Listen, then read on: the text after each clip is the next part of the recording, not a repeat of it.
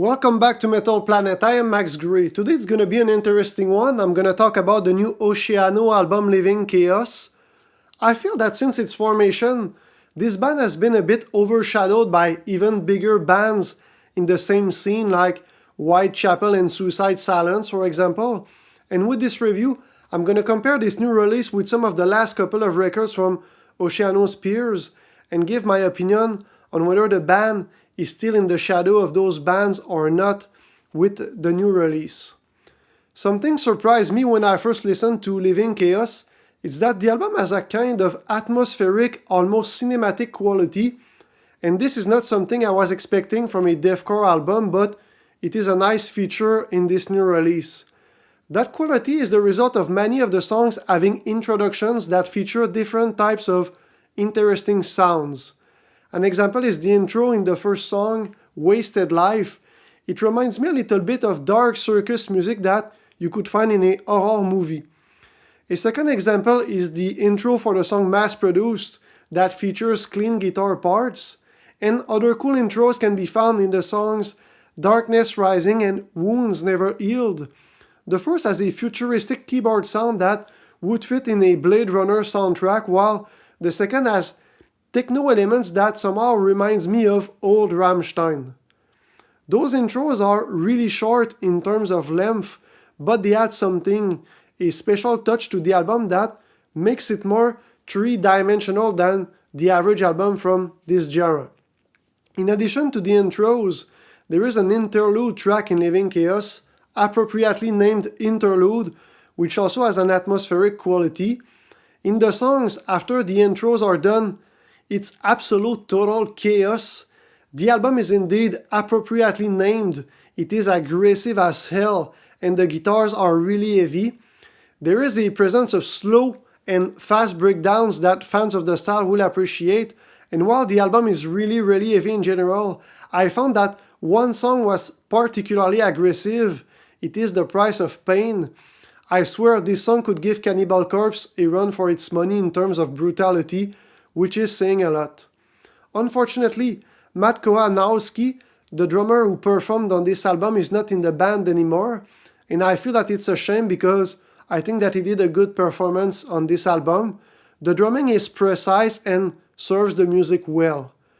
Now I'm gonna talk about the main highlight of the album. The number one shining aspect of this release are the vocals of Adam Warren. His vocals on Living Chaos are absolutely demonic. He is on top of his game for both the low growls and the higher pitched screams.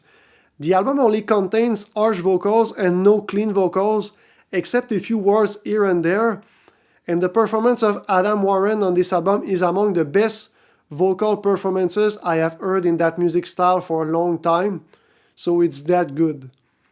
I have a hard time finding something negative to say about the album, maybe just that the types of breakdowns that are used have become a little bit cliché and overused over the years, but those types of breakdowns are expected of that style, so it's not a negative thing if you like that genre.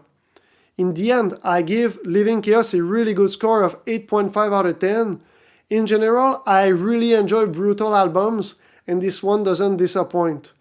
When I was done listening to it, I felt like I was hit in the face by a train, and I had to listen to it a second time.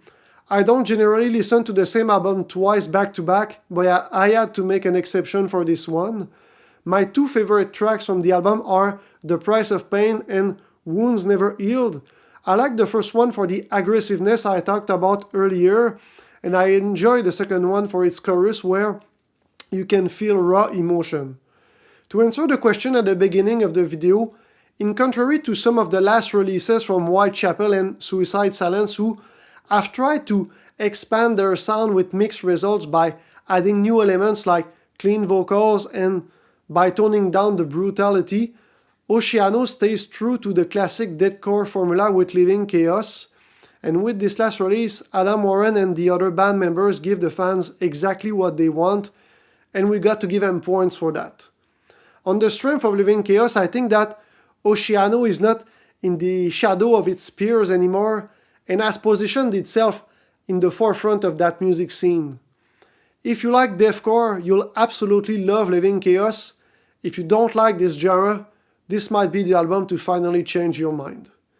If you discover Oceano with this release and want to listen to another album by the band, I recommend that you take the time to listen to the first release of Oceano named Depths. It's another beast of an album that features a savage and aggressive sound. So that's it for me for today. Let me know what you think about Living Chaos in the comments below. And if you like metal album reviews, consider subscribing. It helps the channel a lot. So thanks for watching, and I'll see you in the next video.